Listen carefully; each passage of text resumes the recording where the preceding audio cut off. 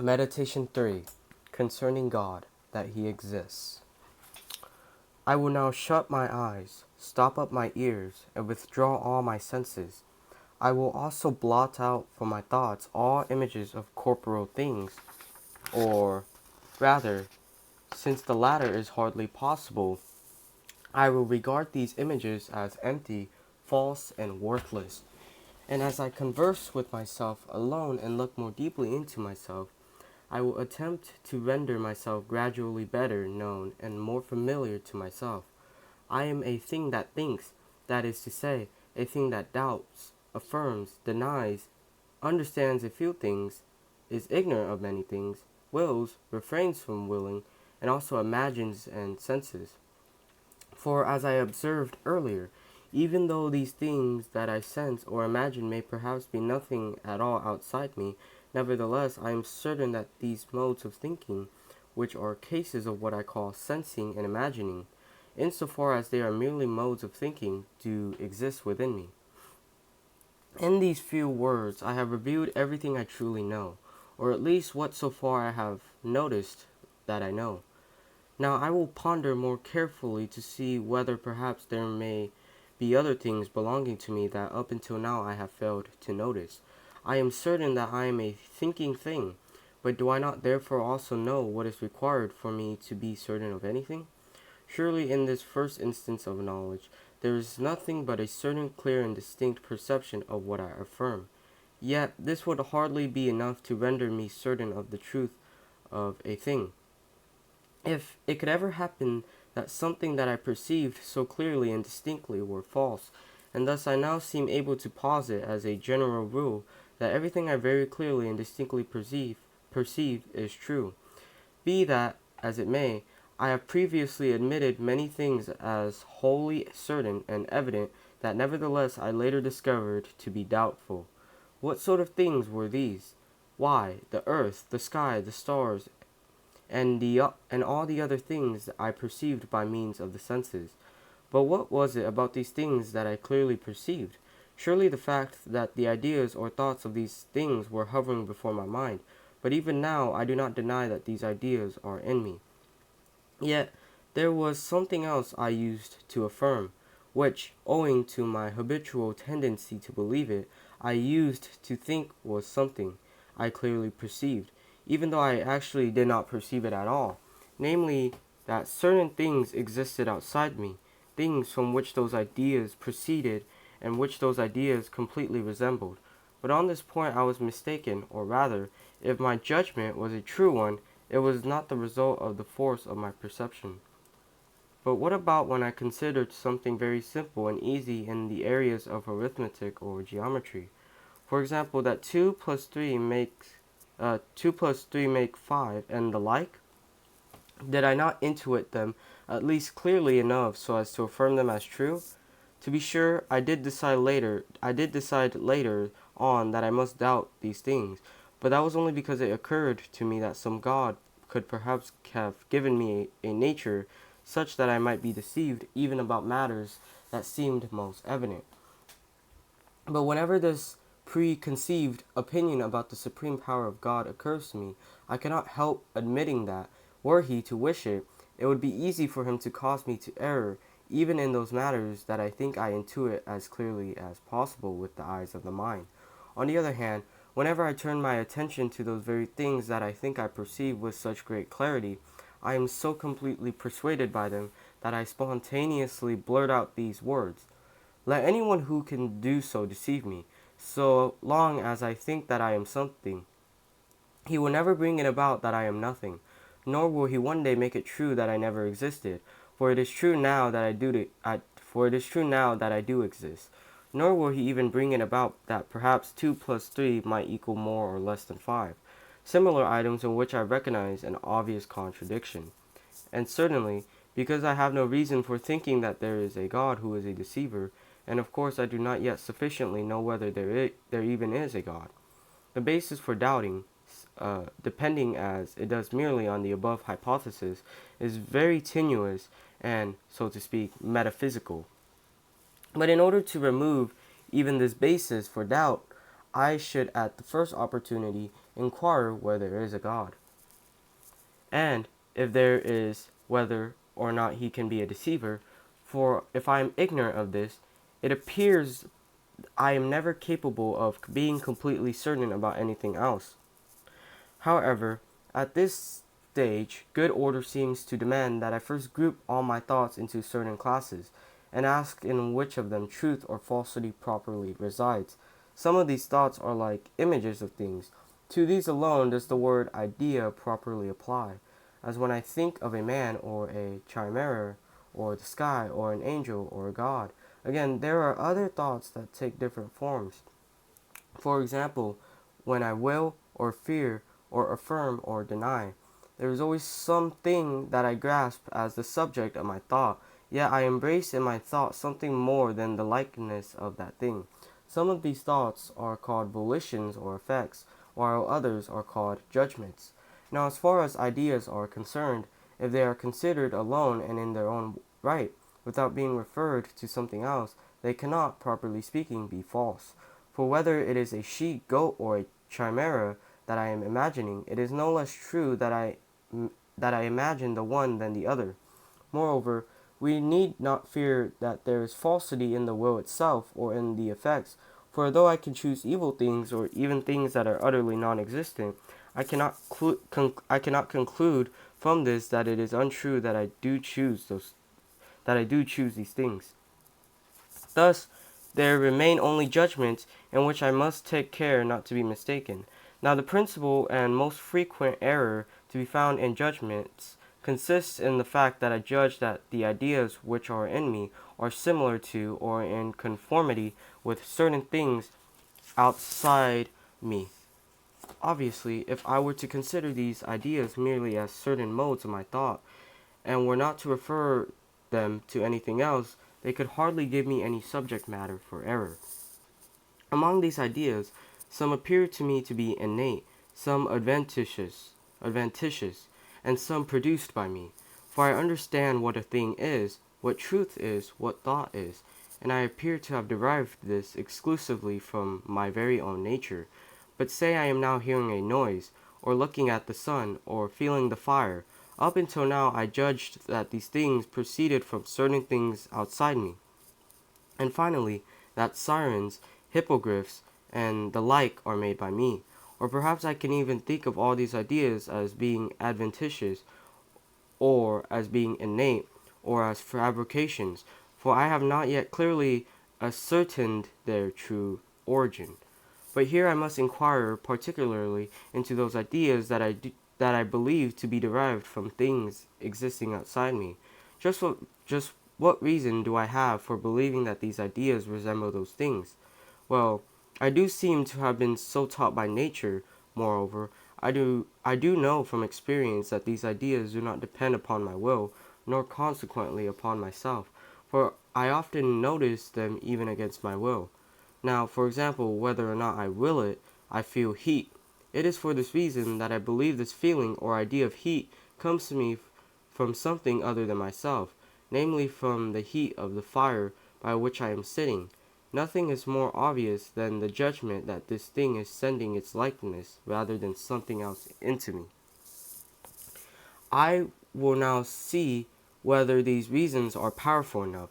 When I say here, I have been so taught by nature, all I have in mind is that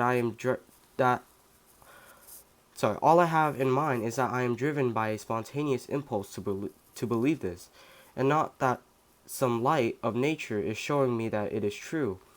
These are two very different things, for whatever is shown me by this light of nature, for example, that from the fact that I doubt, it follows that I am, and the like, cannot in any way be doubtful. This is owing to the fact that there can be no other faculty that I can trust as much as this light, and which could teach that these things are not true. But as far as natural impulses are concerned, in the past I have often judged myself to have been driven by them to make the poor chores when it was a question of choosing a good, and I failed to see why I should place any greater faith in them than in other matters. Again, Although these ideas do not depend upon my will, it does not follow that they necessarily proceed from things existing outside me.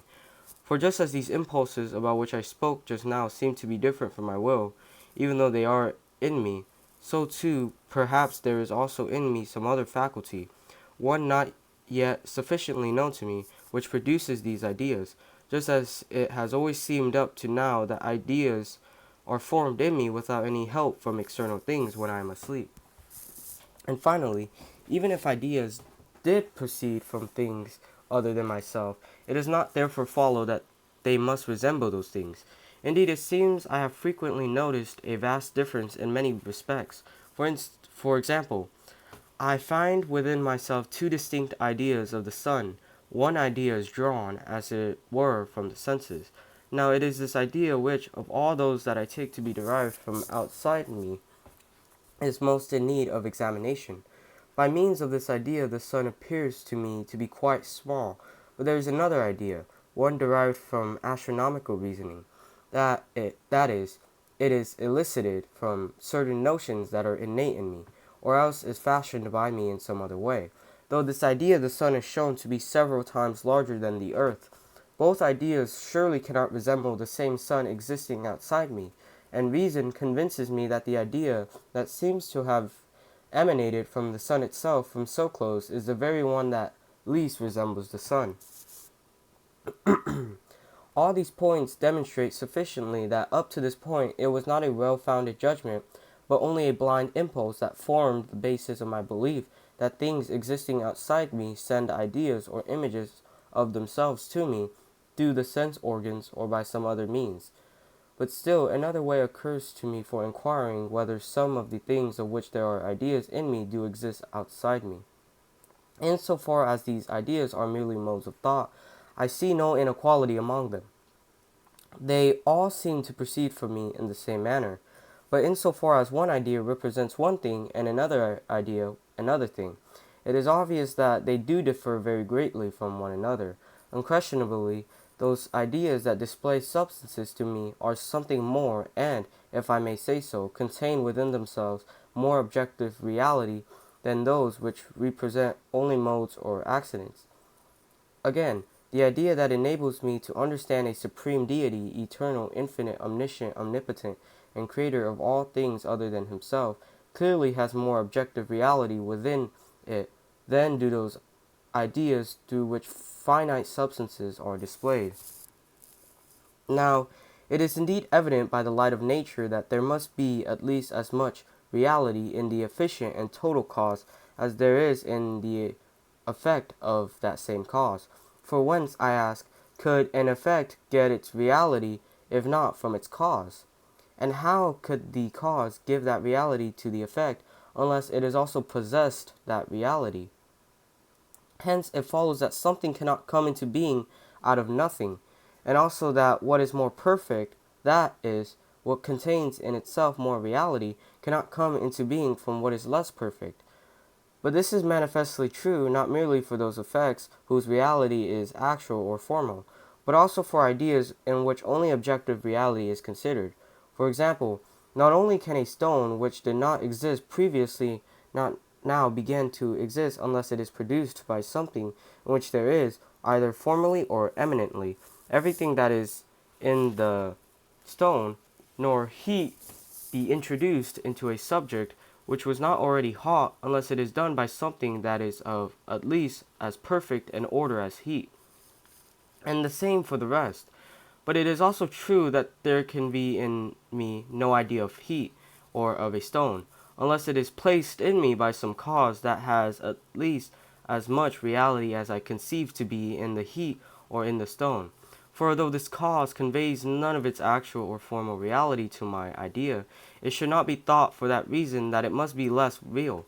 Rather, the very nature of an idea is such that of itself it needs no formal reality other than what it borrows from my thought, of which it is a mode, but that a particular idea contains this as opposed to that objective reality is surely owing to some cause in which there is at least as much formal reality as there is objective reality contained in the idea.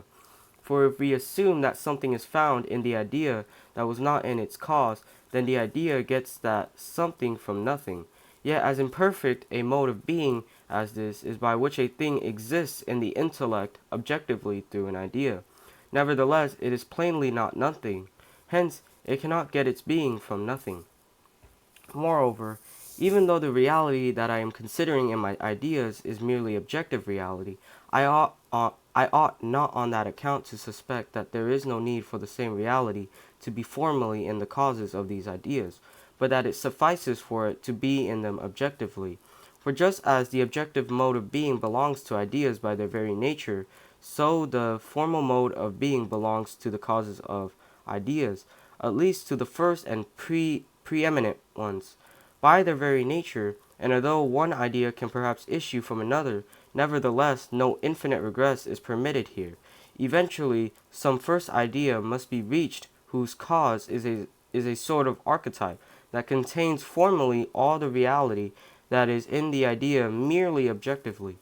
Thus it is clear to me by the light of nature that the ideas that are in me are like images that can easily fail to match the perfection of the things from which they have been drawn, but which can contain nothing greater or more perfect. And the longer and more attentively I examine all these points, the more clearly and distinctly I know they are true. But what am I ultimately to conclude? If the objective reality of any of my ideas is found to be so great that I am certain that the same reality was not in me, either formally or eminently, and that therefore I myself cannot be the cause of the idea, then it necessarily follows that I am not alone in the world, but that something else, which is the cause of this idea, also exists. But if no such idea is found in me, I will have no argument whatsoever to make me certain of the existence of anything other than myself, for I have consistently reviewed all these arguments, and so far I have been unable to find any other. The word was conscientiously. Among my ideas, in addition to the one that displays me to myself, about which there can be no difficulty at this point, are others that represent God, corporeal and inanimate things, angels, animals, and finally other men like myself. As to the ideas that display other men, or animals, or angels, I easily understand that they could be fashioned from the ideas that I have of myself, of corporeal things, and of God. Even if no men, except myself, no animals, and no angels existed in the world. As to the ideas of corporeal things, there is nothing in me that is so great that it seems incapable of having originated from me.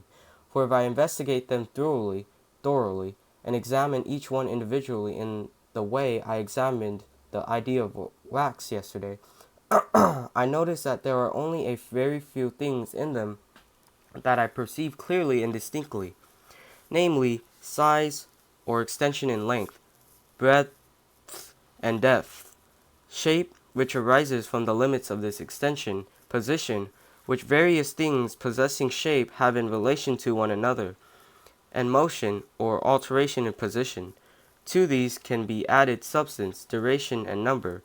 But as for the remaining items, such as light and colors, sounds, odors, tastes, heat and cold, and other tactile qualities, I think of these only in a very confused and obscure manner, to the extent that I do not even know whether they are true or false, that is, whether the ideas I have of them are ideas of things or ideas of non-things. For although a short time ago I noted that falsity properly so-called or formal falsity is to be found only in judgments, nevertheless there is another kind of falsity, called material falsity, which is found in ideas whenever they represent a non-thing as if it were a thing. For example, the ideas I have of heat and cold fall so far short of being clear and distinct that I cannot tell from them whether cold is merely the privation of heat, or whether heat is the privation of cold, or whether both are real qualities, or whether neither is. And because ideas can only be, as it were, of things, if it is true that cold is merely the absence of heat, then an idea that represents cold to me as something real and positive will not inappropriately be called false. The same holds for other similar ideas. Assuredly, I need not assign to these ideas an author distinct from myself. For if they were false, that is, if they were to represent non-things, I know by the light of nature that they proceed from nothing. That is, they are in me for no other reason than that something is lacking in my nature, and that my nature is not entirely perfect. If, on the other hand, these ideas are true, then because they exhibit so little reality to me that I cannot distinguish it from a non-thing, I see no reason why they cannot get their being from me. As for what is clear and distinct in the ideas of corporal things, appears I could have borrowed some of these from the idea of myself, namely substance, duration, number, and whatever else there may be of this type. For instance, I think that a stone is a substance, that is to say, a thing that is suitable for existing in itself, and likewise I think that I too am a substance, despite the fact that I conceive myself to be a thinking thing, and not an extended thing, whereas I conceive of a stone as an extended thing and not a thinking thing. And hence there is the greatest diversity between these two concepts. Nevertheless, they seem to agree with one another when considered under the rubric of substance. Furthermore, I perceive that I now exist, and recall that I have previously existed for some time, and I have various thoughts, and know how many of them there are. It is in doing these things that I acquire the ideas of duration and number, which I can then apply to other things. However, none of the other components out of which the ideas of corporal things are fashioned, namely extension, shape, position, and motion, are contained in me formally, since I am merely a thinking thing. But since these are only certain modes of a substance, whereas I am a substance, it seems possible that they are contained in me eminently. Thus there remains only the idea of God. I must consider whether there is anything in this idea that could not have originated from me. I understand by the name God a certain substance that is infinite, independent, supremely intelligent, and supremely powerful, and that created me along with everything else that exists. If anything else exists, indeed all these are such that, the more carefully I focus my attention on them, the less possible it seems they could have arisen from myself alone. Thus, from what has been said, I must conclude that God necessarily exists, for although the idea of substance is in me by virtue of the fact that I am a substance, the fact is not sufficient to explain my having the idea of an infinite substance, since I am finite, unless this idea proceeded from some substance which really was infinite. Nor should I think that I do not perceive the infinite by means of a true idea, not only through a negation of the finite, just as I perceive rest and darkness by means of a negation of motion and light. On the contrary, I clearly understand that there is more reality in an infinite substance than there is in a finite one. Thus the perception of the infinite is somehow prior in me to the perception of the finite. That is, my perception of God is prior to my perception of myself.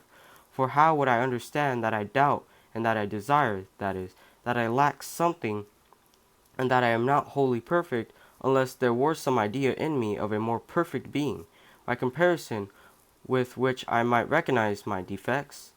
Nor can it be said that this idea of God is perhaps materially false, and thus can originate from nothing, as I remarked just now about the ideas of heat and cold, and the like. On the contrary, because it is the most clear and distinct, and because it contains more objective reality than any other idea, no idea is in and of itself truer and has less of a basis for being suspected of falsehood. I maintain that this idea of a being that is supremely perfect and infinite is true in the highest degree. For although I could perhaps pretend that such a being does not exist, nevertheless I could not pretend that the idea of such a being discloses to me nothing real, as was the case with the idea of cold which I referred to earlier. It is indeed an idea that is utterly clear and distinct, for whatever I clearly and distinctly perceive to be real and true, and to involve some perfection, is wholly contained in that idea. It is no objection that I do not comprehend the infinite, or that there are countless other things in God that I can in no way either comprehend or perhaps even touch with my thought. For the nature of the infinite is such that it is not comprehended by a being such as I, who am finite. And it is sufficient that I understand this very point and judge that all those things that I clearly perceive and that I know to contain some perfection, and perhaps even countless other things of which I am ignorant, are in God, either formally or eminently. The result is that of all the ideas that are in me, the idea that I have of God is the most true, the most clear and distinct. But perhaps I am something greater than I myself understand. Perhaps all these perfections that I am attributing to God are somehow in me potentially, although they do not yet assert themselves and are not yet actualized. For I now observe that my knowledge is gradually being increased, and I see nothing standing in the way of its being increased more and more to infinity. Moreover, I see no reason why, with my knowledge thus increased, I cannot acquire all the remaining perfections of God. And, finally, if the potential for these perfections is in me already, I see no reason why this potential would not suffice to produce the idea of these perfections. Yet none of these things can be the case. First, while it is true that my knowledge is gradually being increased, and that there are many things in me potentially that are not yet actual, nevertheless, none of these pertains to the idea of God, in which there is nothing whatever that is potential. Indeed, this gradual increase is itself a most certain proof of imperfection. Moreover, although my knowledge may always increase more and more, nevertheless I understand that this knowledge will never by this means be actually infinite, because it will never reach a point where it is incapable of greater increase. On the contrary, I judge God to be actually infinite, so that nothing can be added to his perfection. Finally, I perhaps Finally, I perceive that the objective being of an idea cannot be produced by a merely potential being, which, strictly speaking, is nothing, but only by an actual or formal being. Indeed, there is nothing in all these things that is not manifest by the light of nature to one who is conscientious and attentive. But when I am less attentive, and the images of sensible things blind the mind's eye, I do not so easily recall why the idea of a being more perfect than me necessarily proceeds from a being that really is more perfect. This being the case, it is appropriate to ask further whether I myself, who have this idea, could exist if such a being did not exist. From what source, then, do I derive my existence? Why, from myself, or from my parents, or from whatever other things there are that are less perfect than God?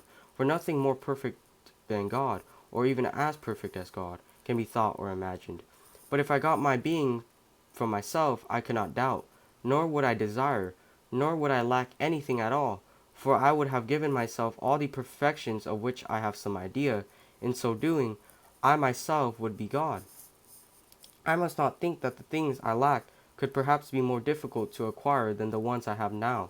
On the contrary, it is so obvious that it would have been much more difficult for me, that is, a thing or substance that thinks, to emerge out of nothing than it would be to acquire the knowledge of many things about which I am ignorant, these items of knowledge being merely accidents of that substance. Certainly, if I got this greater thing from myself, I could not have denied myself at least those things that can be had more easily, nor would I have denied myself any of those other things that I perceive to be contained in the idea of God, for surely none of them seem to me more difficult to bring about. But if any of them were more difficult to bring about, they would certainly also seem more difficult to me, even if the remaining ones that I possess I got from myself, since it would be on account of them that I would experience that my power is limited. Nor am I avoiding the force of these arguments, if I suppose that perhaps I have always existed as I do now, as if it then followed that no author of my existence need be sought, for because the entire span of one's life can be divided into countless parts, each one wholly independent of the rest, it does not follow from the fact that I existed a short time ago, that I must exist now, unless some cause, as it were, creates me all over again at this moment. That is to say, which preserves me, for it is obvious to one who pays close attention to the nature of time that plainly the same force and action are needed to preserve anything at each individual moment that it lasts as would be required to create that same thing anew, were it not yet in existence. Thus, conservation differs from creation solely by virtue of a distinction of reason. This too is one of those things that are manifest by the light of nature.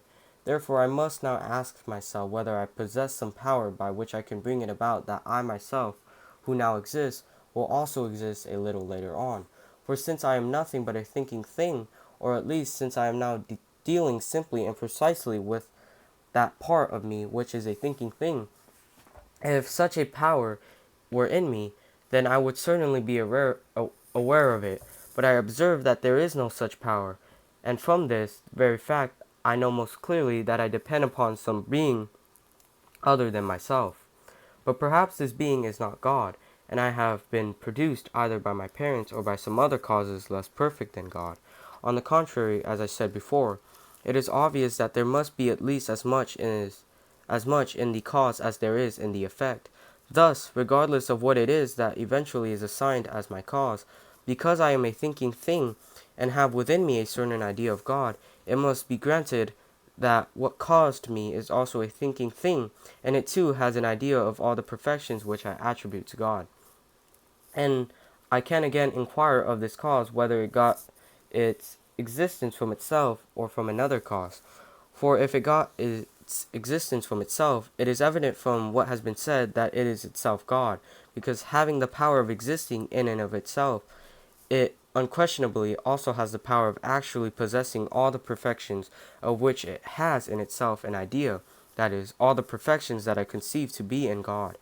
However, if it got its existence from another cause, I will once again inquire in similar fashion about this other cause, whether it got its existence from itself or from another cause, until I finally arrive at the ultimate cause, which will be God. For it is apparent enough that there can be no infinite regress here, especially since I am not dealing here merely with the cause that once produced me, but also and most especially with the cause that preserves me at the present time. Nor can one fancy that perhaps several partial causes have concurred in bringing me into being, and that I have taken the ideas of the various perfections I attribute to God from a variety of causes, so that all of these perfections are found somewhere in the universe, but not all joined together in a single being.